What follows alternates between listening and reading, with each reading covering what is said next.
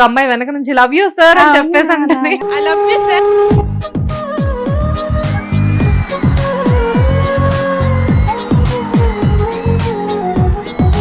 అమ్మాయిలు ఇంత రౌడీలో తయారైపోతే ఎలా చెప్పండి?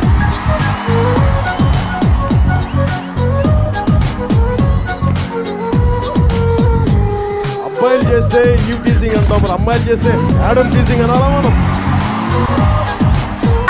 ఆయన అప్పుడు మీ ఎక్స్ప్రెషన్ కూడా మీరు చూసారా? Yeah. ఆయన చాలా క్యూట్ గా Hmm. అంటే ఆ అల్లరిని కూడా ఆయన ఆ టోన్ లోనే తీసుకుంటారు. ఆయన ప్రెషర్స్, ఆయన సీరియస్ ఇష్యూస్, ఆయన హెల్త్, ఆయన పేజ్ పక్కన పెట్టి ఈ ఐ లవ్ యూ చెప్పిన అమ్మాయి ఏదైతే అల్లరి ఉందో ఆ టెంపోలోనే తీసుకుంటారు ఆయన. Yeah. వెంటనే నవ్వుకోవడం గానీ, మీరు రౌడీల్లా తయారయ్యారు అని చెప్పడం గానీ, అది ఆయన ఎలక్షన్ క్యాంపెయినింగ్ లో ఇంకొకళ్ళు అయితే అలా మాట్లాడలేరు. అంటే అంత అంత స్పాంటేనియస్ గా అలా పేలదు, అంత విట్టిగా మాట్లాడలేరు. సో కళ్యాణ్ గారు దీన్ని కలిపారు, పాలిటిక్స్ ని, సినిమాస్ ని, లేదంటే పాలిటిక్స్ లో ఉన్న సీరియస్నెస్ తెచ్చి ఫ్యాన్స్ దగ్గర, లేకపోతే ఫ్యాన్స్ దగ్గర ఉన్న ఈ అల్లరి పట్టుకెళ్ళి అక్కడ. He is very clear. Kalyan గారి ఫస్ట్ ప్రయారిటీ ఎప్పుడు ఫ్యాన్సే.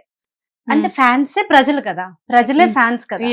So his love for people, his love for fans always అలా ఆల్వేస్ అలా ఉంటుంది ఓ పక్కన.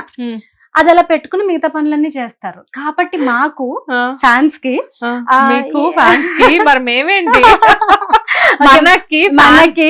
మనకి ఫ్యాన్స్ కి ఒక పెద్ద అంటే కళ్యాణ్ గారి ఫ్యాన్స్ కి మాత్రమే ఎక్స్క్లూజివ్ బెనిఫిట్ ఏంటంటే, ఒక పెద్ద వరం ఏంటంటే, he will treat you the way you treat him, అంటే the way you want him to treat you.